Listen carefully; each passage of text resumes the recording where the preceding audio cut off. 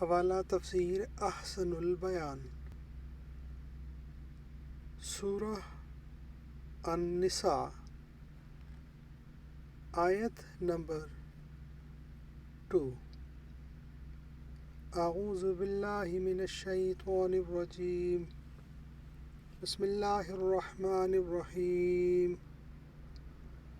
وآتوا اليتامى أموالهم ولا تتبدلوا الخبيث بالطيب ولا تأكلوا أموالهم إلى أموالكم إنه كان حوبا كبيرا۔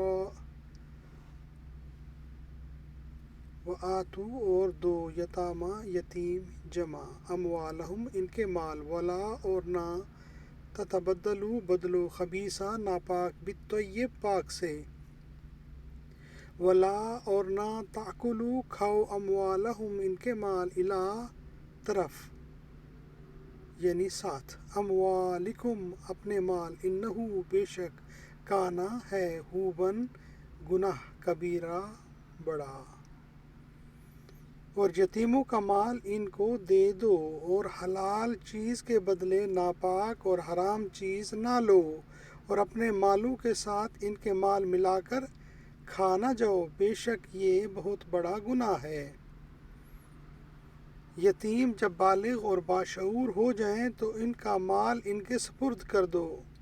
خبیث سے گھٹیا چیزیں اور طیب سے عمدہ چیزیں مراد ہیں، یعنی ایسا نہ کرو کہ ان کے مال سے اچھی چیزیں لے لو اور محض گنتی پوری کرنے کے لیے گھٹیا چیزیں ان کے بدلے میں رکھ دو۔ بدلایا گیا مال جو اگرچہ اصل میں طیب یعنی پاک اور حلال ہے، لیکن تمہاری اس بدنیتی نے اس میں خباثت داخل کر دی، اور وہ اب طیب نہیں رہا بلکہ تمہارے حق میں وہ خبیث یعنی ناپاک اور حرام ہو گیا۔ اسی طرح بددیانتی سے ان کا مال اپنے مال میں ملا کر کھانا بھی ممنوع ہے، ورنہ اگر مقصد خیر خواہی ہو تو ان کے مال کو اپنے مال میں ملانا جائز ہے۔ صدق اللہ العظیم۔ اللہم صلی وسلم علی نبینا محمد وآل محمد۔